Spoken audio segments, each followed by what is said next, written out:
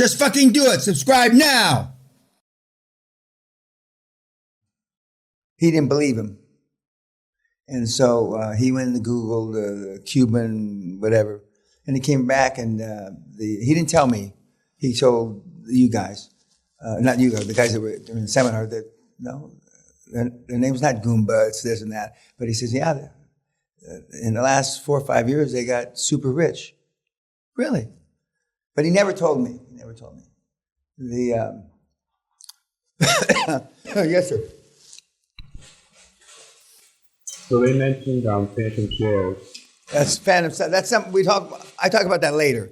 There's options, free founders equity, but they got a big companies with a lot of money. So, but phantom shares they can't exercise them on when they want to. They can only get exercised upon exit, or more than 51% control. Then they participate to the extent that they have the shares. But it's the same principle. Okay, comments about the Goombas. Yes, sir.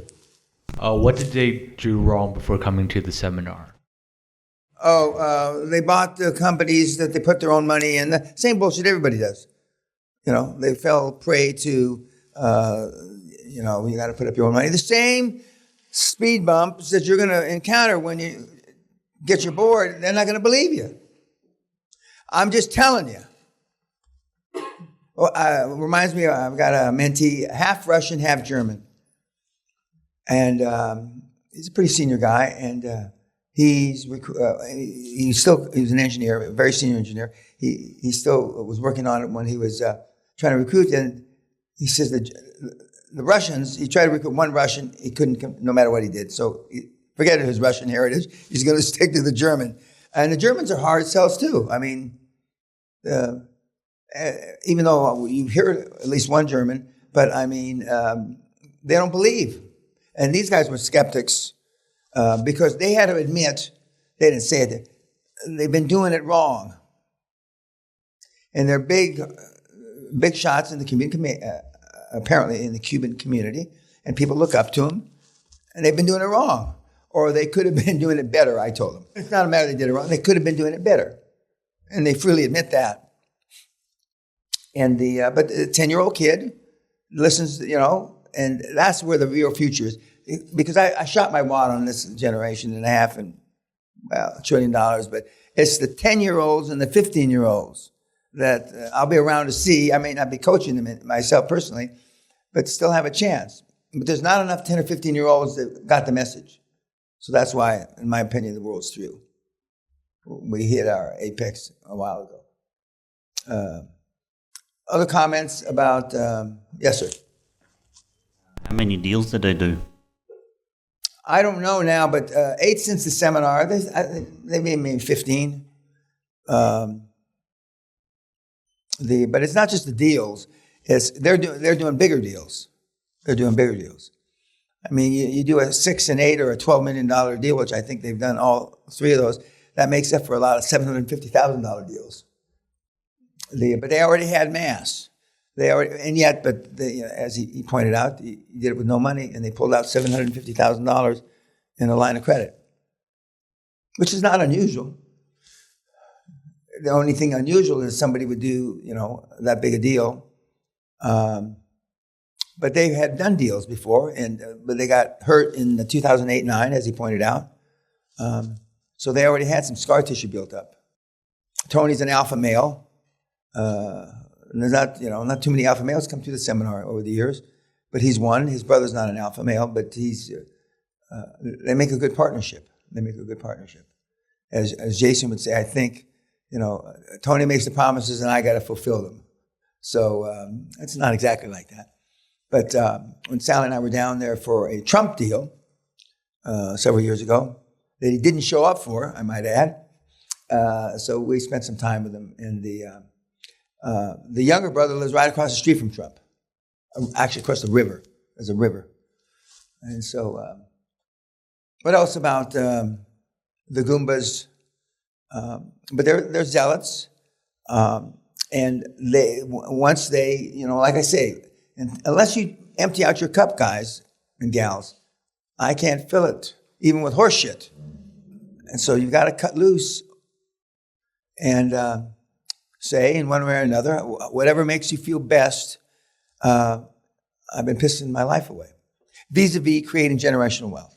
You may be a great father, a great daughter, but who gives a fuck?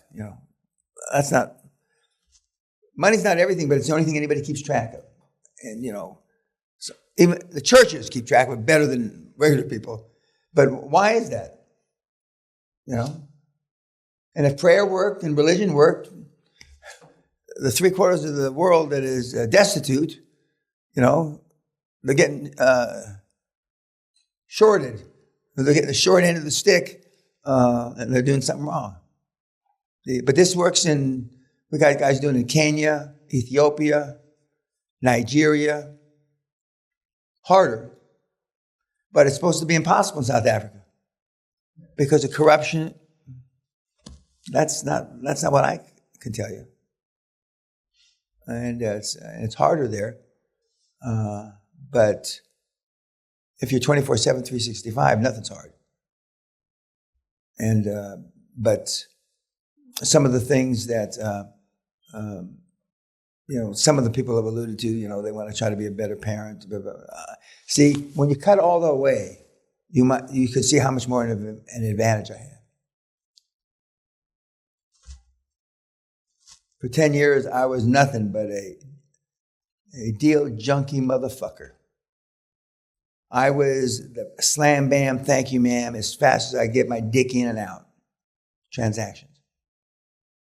So I made it up in volume.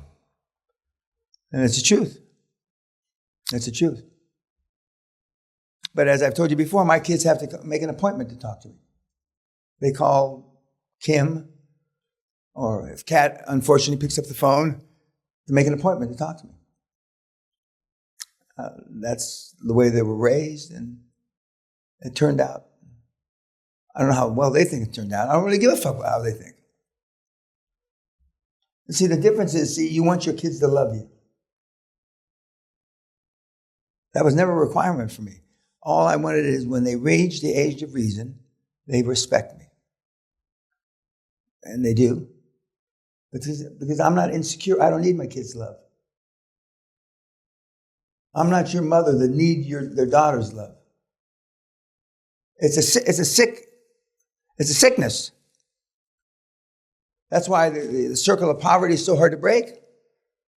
That's why this, a woman who saw her mother get beaten, and she gets beat, and then, it goes on and on.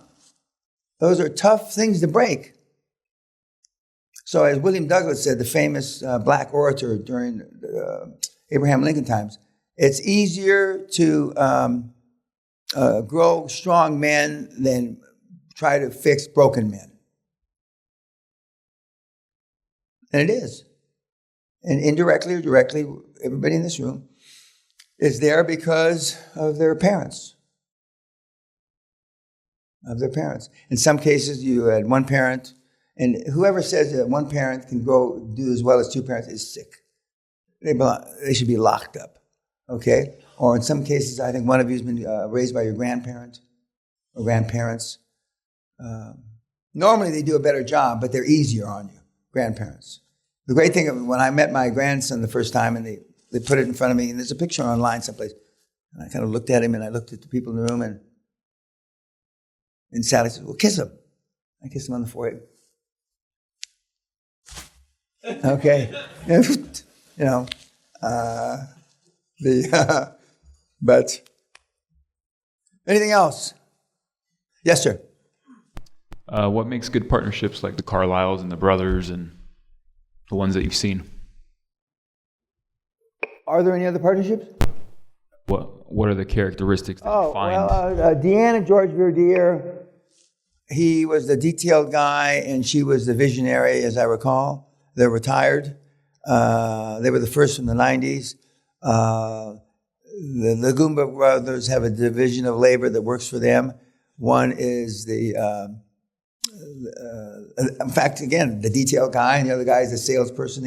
There used to be a saying, one's inside and outside. Inside and outside, and that's pretty much still the same. The Leanne and Graham, he's outside, she's inside. Let's see, is there anybody else up there? No. John, who? Oh, God, forgive me, yeah. But she is not in the partnership. She supports her husband. Okay, so they're not in the business, but she's Ms. Glamour, the Chinese assassin, and he's the guy that's the worker bee. The Bricks, I believe, is inside, outside, him outside, her inside, and that's it.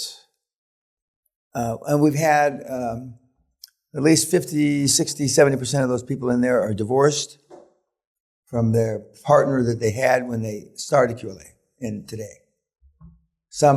Most have not recoupled up because they realize the baggage that any other partner would bring. Because unfortunately, you are not just responsible for your fucking baggage. You're responsible for your mate's baggage to the extent that you involve them. We've got a few guys that have been able to stay with the same marriage, but their wives know nothing about the business. You know how in the movies you say when the guy comes home and he's taking his coat off, "I'm home, honey," and she says, "How was your day?" That's all horseshit. That's only in the movies.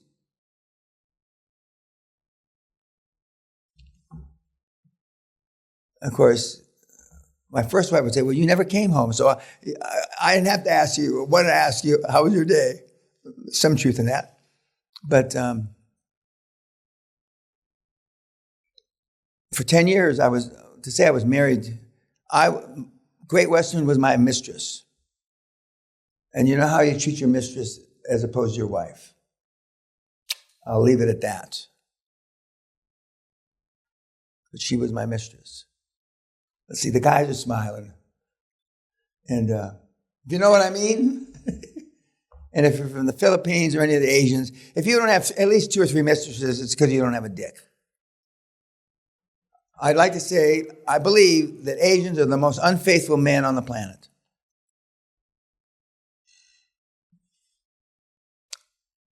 And then you can break down the ethnicities like I broke down when Gerard said, I knew who the doctor was. He says he was Egyptian, you know. When he said that, when we had all those guys from the Middle East, they went nuts because there was one Egyptian in the group, and they're all pointing at him, you know. Okay, anything else before we're eating in there tonight? I'm just informed, which you're like kids at school, you know. You enjoy it, even though this is the civil code. I mean, there is no civil code now in Scotland. You can sit on each other, and it's not against the law now, which I'm not so sure that's a smart idea. But I will see you. I'll see my 5:30 in a few minutes, and YouTube. Goodbye, and I'll see you at dinner.